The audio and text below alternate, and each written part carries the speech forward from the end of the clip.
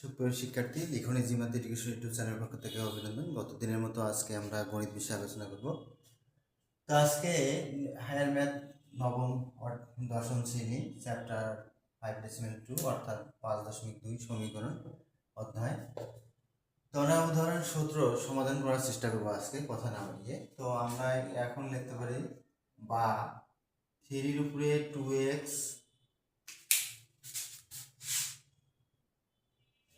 তো এখন থ্রির উপরে 2x ইন্টু 3 উপরে -2, এরপরে কি আছে আমাদের 5। তো এখানে মূলত বেসিক্যালি সাইন ছিল আমাদের মাইনাস ছিল, তাহলে কি ছিল এখানে মাইনাস ছিল, এই জন্য মাইনাস দিব, 5 লিখবো। এরপর 3 উপরে x, 3 উপরে আবার কি ছিল -2,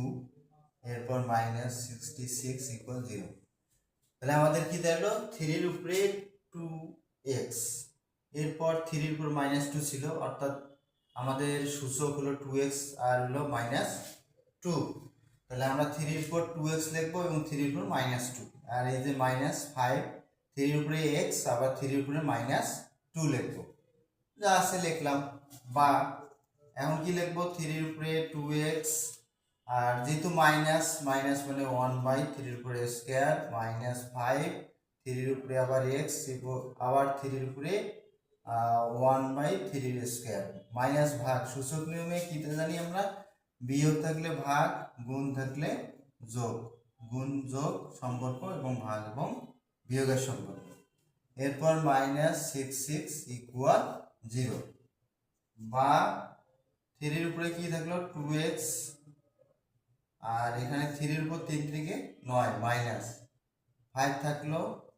আর 3 এর উপরে x আছে, 3 এর উপরে x লিখবো, নিচে 3 থেকে 9, অর্থাৎ 3 এর উপরে স্কয়ার মানে 9, -66 = 0।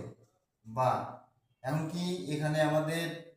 9 আছে দুটার মধ্যে, তাহলে 9 দিয়ে আমরা যদি গুণ করি, তাহলে 3 এর উপরে 2x আবার মাইনাস কি হবে 5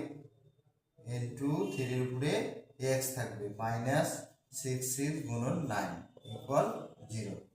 তাহলে কি আসলো আমাদের, এটা সমান 0। লিখবো 9 দ্বারা গুণ করে, 9 দ্বারা গুণ করে,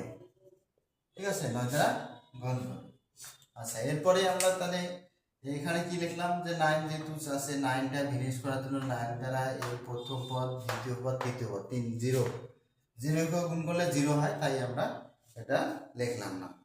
আচ্ছা, এখন উপরে লিখি।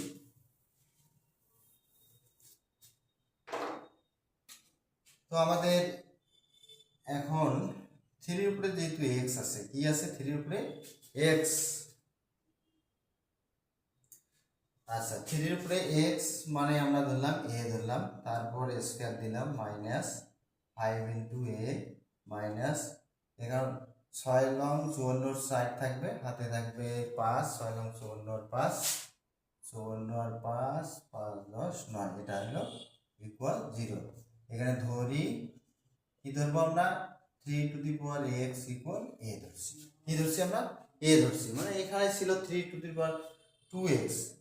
x যদি রাখি 2টা পরে, তার মানে x * 2, অর্থাৎ এটা এরকম 3 এর উপর 2x ছিল, তাহলে এটাকে লেখা যেত x লিখলাম ইনটু 3 এর উপরে,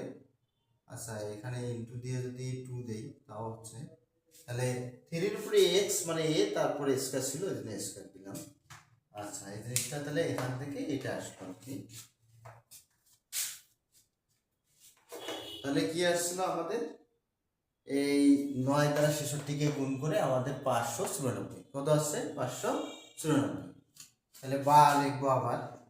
এখন এইখানে আমাদের a স্কয়ার মাইনাস, যেহেতু 5 এ মিলাইতে হবে, কত মিলাইতে হবে 5 এ, তাহলে আমরা 5 এ মিলাইতে যে 594 কে ভাঙাবো, কি ভাঙাবো 594 কে। তাহলে আমরা যদি এখানে 27 প্লাস 22a, এখানেও a দিলাম, -594 = 0 লিখবো। কিভাবে আসে, তাহলে 594 কে 3 দিয়ে দাও, 3 কে 3,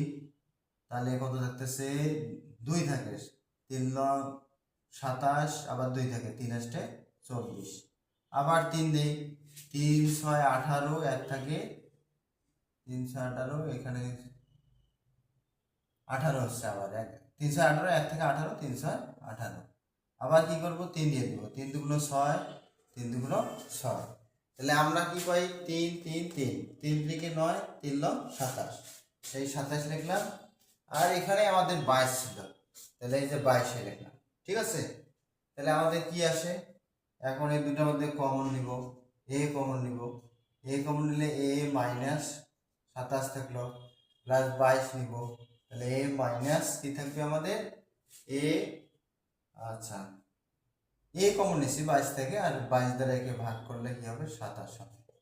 কারণ এই যে 27 আর 22 22 দিয়ে ভাগ করলে 27 হবে 27 দিয়ে ভাগ করলে 22 হবে ঠিক আছে আচ্ছা এখন আমরা পরের অংশ লিখব এখন এই যে a - 27 a - 27 তাহলে দুটোর মধ্যে একটা লিখলেই হয়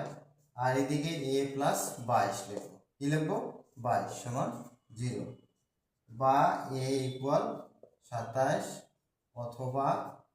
a সমান -22 যেহেতু এটা মাইনাস আসছে কি আসছে আমাদের মাইনাস আসার কারণে তাহলে নট